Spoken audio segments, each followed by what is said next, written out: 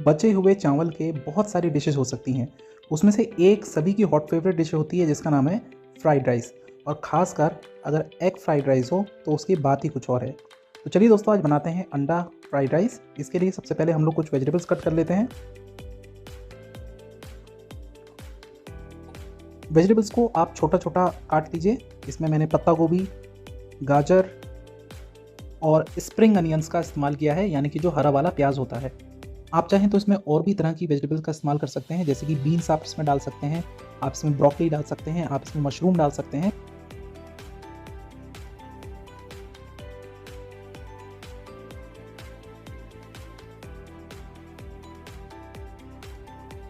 अब अंडे को आपने तोड़ लेना है। लगभग 3 अंडे मैंने लिए हैं और इनको तोड़ लेना है एक बोल में।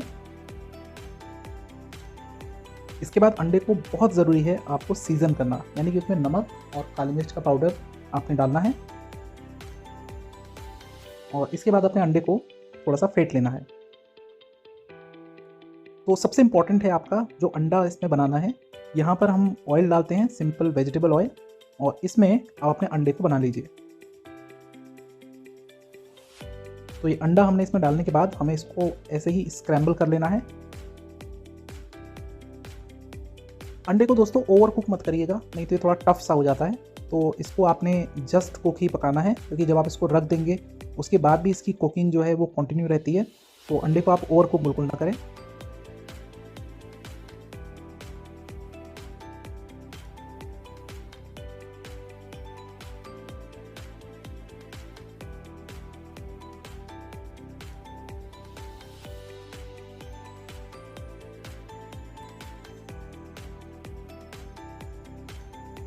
और इसी पैन में अब हमें थोड़ा सा और वेजिटेबल ऑयल डालना है। यहाँ पर सबसे पहले मैंने डाला है चॉप्ड गार्लिक, क्योंकि फ्राइड राइस में गार्लिक का जो टेस्ट है वो बहुत बढ़िया आना चाहिए। इसके बाद हमने इसमें डालना है जो हमने सब्जियाँ काट के रखी थी, उसको हमने इसमें डालना है। तो यहाँ पर मैं सबसे पहले डाल रहा हूँ स्प्रिंग अनियंस, यानी कि जो हरा वाला जो प्याज होता है उसका वाइट पार्ट मैंने इसमें डाल दिया है। तो दोस्तों, सब्जियों को ओवर कुक ना करें। कैरेट है, इसको डाल दिया है। इसके बाद हम कैरेट के साथ साथ यहाँ पे पत्ता गोभी भी डाल देते हैं, और इसको आपने हल्का सा क्रंची ही रखना है। तो इनको हल्का सा मैंने टॉस कर लिया है। ये सब कुछ जो भी करें आप हाई हीट पे करें, और इसमें थोड़ा सा मैंने सॉल्ट डाल दिया है। इसी के साथ साथ हमने यहाँ पे बॉइल्ड राइस डाल देना है, यानी कि पका हुआ चावल। तो ये 2 कप पका हुआ चावल है। इसके साथ साथ मैं इसमें सीजनिंग कर दूंगा सॉल्ट और पेपर से। पका हुआ चावल कभी भी गर्म आपने इस्तेमाल नहीं करना है। जो पका हुआ चावल आपने अच्छी तरह से ठंडा करने के बाद इसमें इस्तेमाल करना है। आप चाहें तो थोड़ी देर इसको फ्रिज में भी रख सकते हैं। तो यहाँ पे सोया सॉस, शेजवान सॉस इसमें मैंने डाल दिया है, और अब हम इसको इस तरह से टॉस कर लेते हैं। अगर टॉस करने में आपको लगता है कि आप इस तरह से टॉस अभी नहीं कर पा रहे हैं, तो सिंपल आप 2 स्पून से 2 स्पैचुला से इस तरह से चावल को टॉस कर सकते हैं। और अब हम इसमें डाल देते हैं अपना अंडा। अंडा डालने के बाद भी आपको उसको थोड़ा सा टॉस करना पड़ेगा।